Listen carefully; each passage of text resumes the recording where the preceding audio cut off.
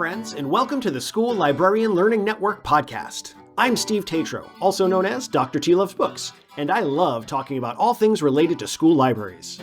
I may be an old dog, but I'm always trying to learn new tricks. In each episode of the SLLN podcast, I'll chat with a school librarian about a lesson they love. Hopefully, this can be a place for school librarians to get ideas and find new ways to engage with their students and staff. As a good friend likes to say, we're better together. So I hope this podcast will help school librarians connect with and learn from each other. The opinions and ideas shared in this podcast by myself and my guests are our own and do not reflect those of our school districts.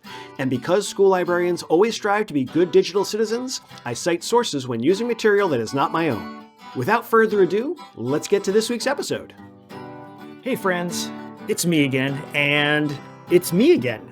I, once again, had some scheduling issues because, hey, it's the end of the school year, and, it happens.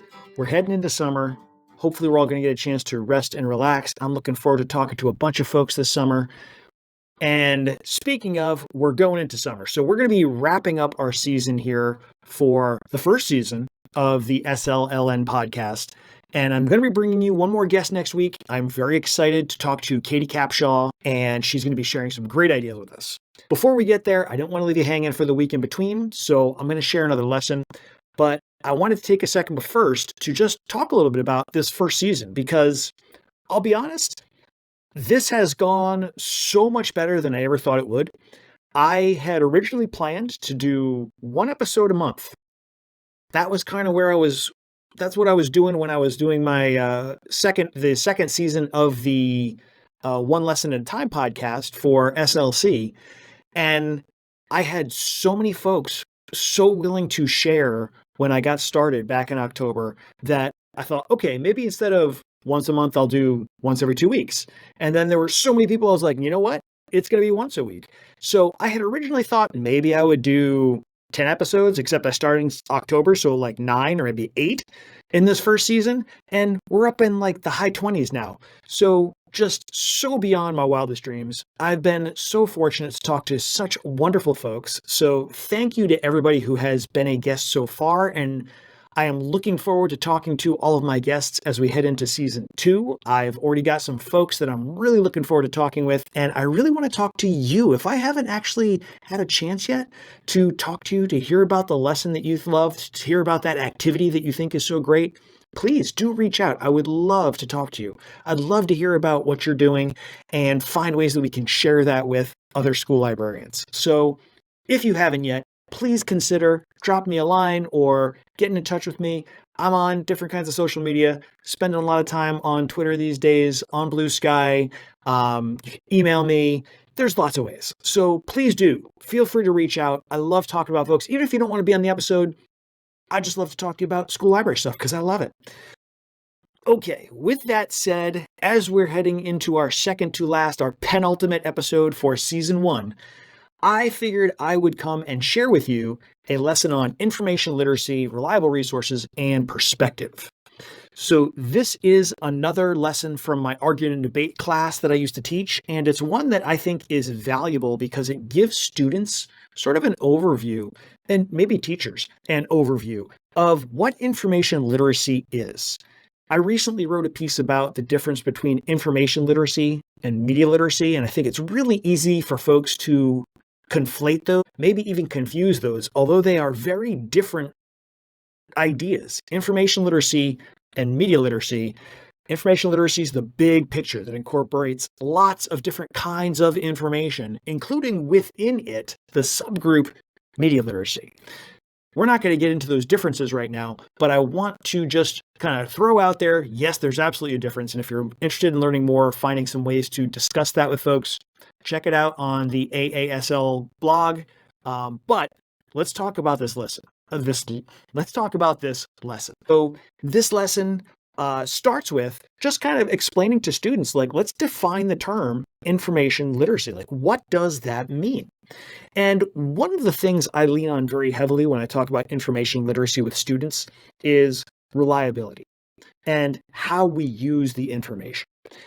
And I have, since creating this lesson, kind of come to believe there's two main elements of information literacy. And if you've got these two components covered, it's going to carry you through a wide range of different ways of thinking about information and how we use it, how we access it, how we think about it, how we share it.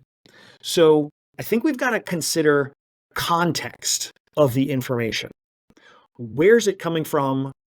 What is the situation it is a part of? Because we very rarely get information that is by itself just its own separate thing. It's almost always, if not always, part of something larger that's going on. And when we get a piece of information, we're only getting a piece of a much larger puzzle or a much larger picture. So we've got to just immediately stop and ask ourselves, okay, when I've got this information, where does it fit within a larger picture? Where is it sort of placed, both within my own personal knowledge, but also within the larger context of just the world around me? So we've got to consider context. That's a key element. The other element is perspective. I need to think about not only my own personal perspective on the information, but what's the perspective of the source that is sharing this information? Because that can shape how the information is presented and what I actually end up seeing. So by thinking about context and perspective, I'm sort of thinking about a lot of different ways that this information is interacting with the world and how I'm interacting with the information. So if we're considering those two as starting elements of any kind of information literacy, I feel like we can't go wrong. So the lesson itself starts with, okay, we're talking about information literacy as being something about the reliability of the information we're looking at, because I think that's a key component. And then I talk to the students a little bit about sort of how technology offers us so many ways of getting information that technology doesn't do a great job of mediating that flood of information. So we've got to think a little bit about, yes, we can get lots of information online, but we actually get too much information when it comes to finding stuff online. There's too much stuff out there for us to ever take all in. So we've got to think about that, the quantity issue versus the quality issue. And we've also got to think about how technology now can literally change what we think we're seeing. It can change images, it can change video, it can change audio. So what we think we see and what we think we hear isn't necessarily true. So we've got a lot to think about as we're looking at where we get our information. Within information literacy, media literacy is an important component, or news literacy. And so I bring up with the students the fact that we've got to think about, where do we get our news? Where do we get our information? So we talk about that a little bit, and we consider the word biased. Here's the thing. Some students aren't going to even know what the word bias means, right? So we've got to decide how we're going to present that definition. I just give them a very basic: bias means favoring one side over another. And I try to point out to them that all sources of information come from humans, and all humans have some kind of biases built in. Conscious, unconscious, and even the channels that we get information through have built-in kinds of bias, because there's no such thing as getting all of the information about a situation. We just literally cannot, unless we are there ourselves and taking part in whatever's going on. And even then, we're still only getting our own personal perspective on what's going on. We're not necessarily getting all the points of view. Whatever information we get is going to have some kind of bias baked into it, just by its very existence. We need to be aware of that, and we need to think about, how do we try and minimize the bias, or at least be aware of the bias? And I tell the students, ideally, yes, we want our information to come from unbiased sources, but we need to understand what the sources actually are, and understand that they are going to have some baked-in bias just because of the information channel itself. And there's going to be bias based on the person that's reporting the information or sharing the information or even gathering the information in the first place. They're going to place value on certain kinds of information over other kinds of information. So there's always going to be bias in any information that we're not gathering ourselves. And there's going to be bias in information that we do gather ourselves. And we've got to think about that when it comes to thinking about bias. Now, I share the allsides.com media bias website, which I used to use as part of the lesson. And I have since kind of become a little bit ambivalent about sharing allsides.com.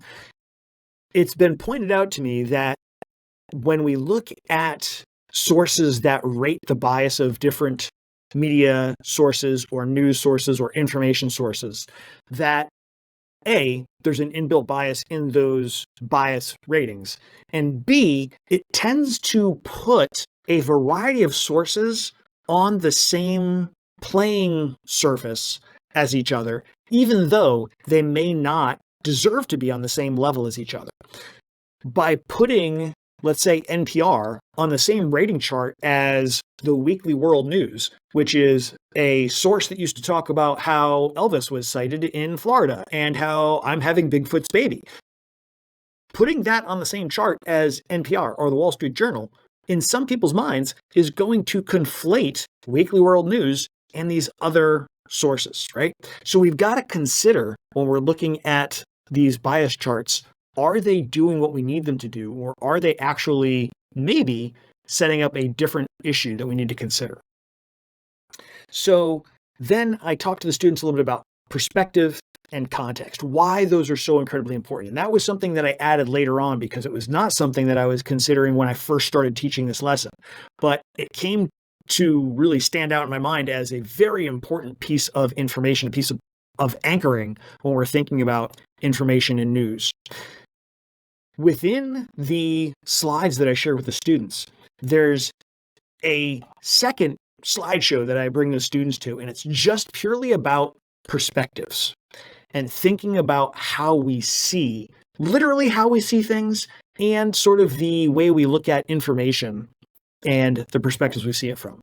And one of the very first slides is an image that it's a sort of a blue sky sort of a background, and the foreground is a white figure. It's bulbous on one end, and it's got two protrusions coming out the back. If you look at it one way, it kind of looks like a rabbit facing in one direction. His ears are sticking out the back of his head. If you look at it from the other, a different direction, it kind of looks like maybe a duck or a goose with a bill that is facing in the opposite direction of the bunny, if you were seeing it as a bunny.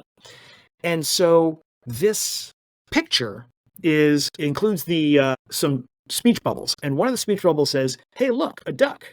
And the other one says, "That's not a duck, that's a rabbit."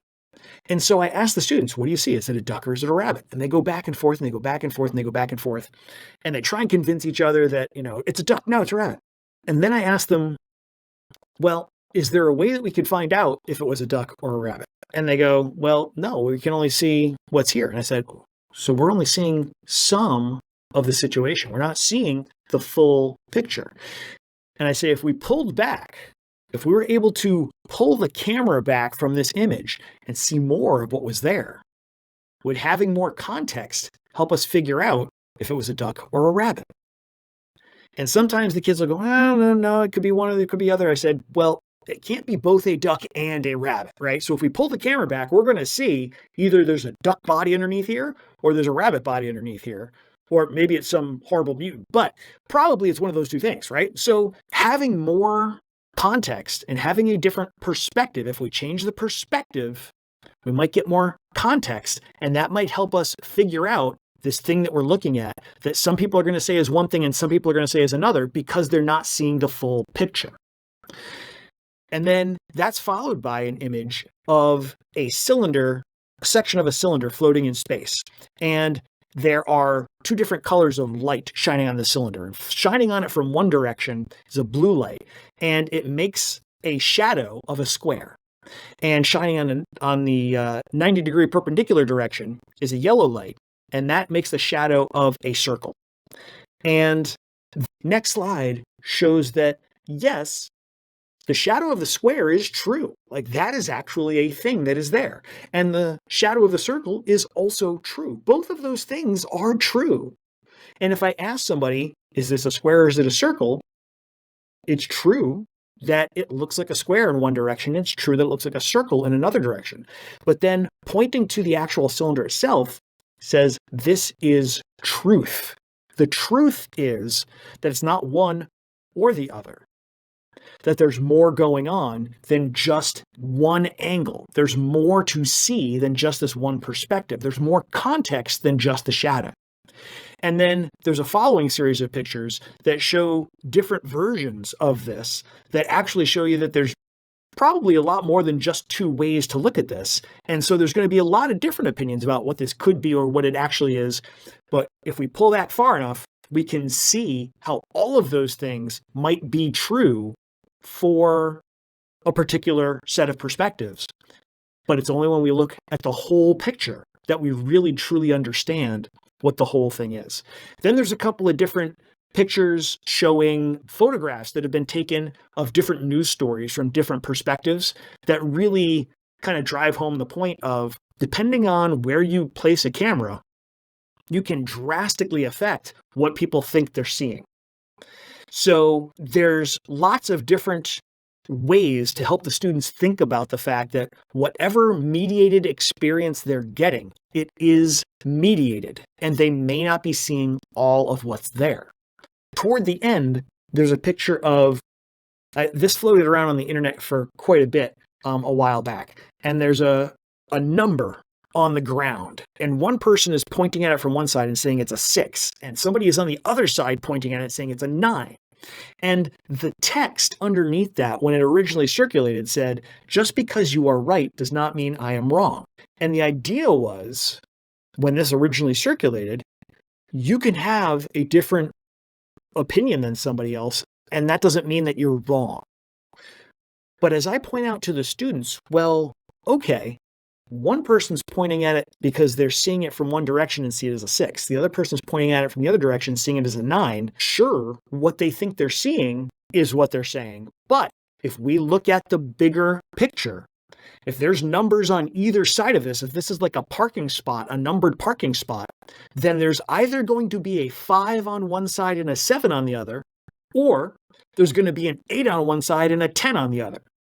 This is either a 6 or a 9. It's not both. So sure, people can have different opinions. And sometimes thinking about perspective is important, but it's not enough. We've got to look at the bigger picture. We've got to look at the context that piece of information is coming from. And I point out to students that they have to verify information, because most media outlets exist to provide clear, current, and factual information, but there's still going to be bias built in, and they're not always going to be able to give us the full context, and they're not always able to give us all the different perspectives. It's not that they're trying to trick us necessarily, but we just need to bear these things in mind. They are facts that affect how we receive information. So with that kind of gone through, and the students kind of using this to consider what they need to think about in terms of perspective and context, we come back to our main information literacy idea. I give them a couple of news literacy sources and point out a couple of facts about finding reliable information, like using .gov and .edu sites when they're doing research, because those tend to be not perfect, but they tend to be a little more reliable than a .com or a .org or a .net, which was a different lesson that we did talk about at a different point. I also remind them that we've got to confirm information when we get it from a source that we don't know personally. And if it's a source that we haven't considered its bias, if we haven't thought about its perspective, if we haven't thought about the context it provides, we absolutely need to look at more than just one source. And we get close to ending with a picture that shows, there's a picture with a famous figure on it, and there's text. The text says, "The trouble with quotes on the internet is that you can never know if they are genuine." And that is followed by an attribution. And the attribution of that quote is Abraham Lincoln. And the picture that is on this quote of a famous person is Benjamin Franklin. I actually had a student, the first time I showed this, think that A, Abraham Lincoln really said that, and B, that the picture was Abraham Lincoln. They took it as it was given to them rather than thinking critically about it. And so I point out to the students, we need to think about what we find. Just because we see it just because it's packaged for us, just because it's put together a certain way, just because it looks like something we're familiar with, a quote and an attribution with a picture, doesn't mean it's necessarily true. So we've got to think about how reliable our sources are, and we've got to think about the perspective and the context. We've got to use what we already know to think about these things. And the lesson itself ends with a series of misinformation and information literacy and news literacy games. And there are links to different websites that have different kinds of games. There's Factitious, which challenges players to figure out which news stories are real and which ones are made up. And some of them are surprising for which ones can be real. Then there's a game called Bad News, which teaches kids how disinformation spreads by making them the bad guy on a social media network that is trying to spread misinformation, challenging them to try and trick people by using this series of preset social media messages, which they really love, but also shows them, here's how people manipulate information on media, on social media sites. There's also Go Viral, which shows some specific ways people try to spread misinformation about COVID-19. There's Harmony Square, which challenges people to be the chief disinformation officer for a small town, which is kind of fun. And the News Literacy Project offers the Should You Share It quiz, which I challenge students to try and figure out if they can see why they should or shouldn't share, whether they are seeing reliable information or whether it's something that they should maybe not be sharing around other folks. So all of that is put together in a set of slides. Again, you are more than welcome to take these, modify these, use these in the way that's going to work for you with your students. Maybe there's just a piece or two here and there. Maybe you just want the games. That's okay.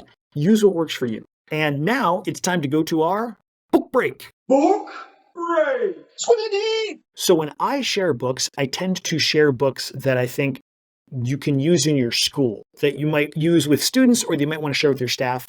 But this time we're going into the summer, and I have been enjoying a couple of different books by some different authors that are just fun for me to read. And they're not necessarily going to fit into my school library, either at the middle school or the high school level. They're just awesome, fun, enjoyable books for an adult to read. So I'm going to share a couple of different things that I've been enjoying. Maybe you'll find something that you want.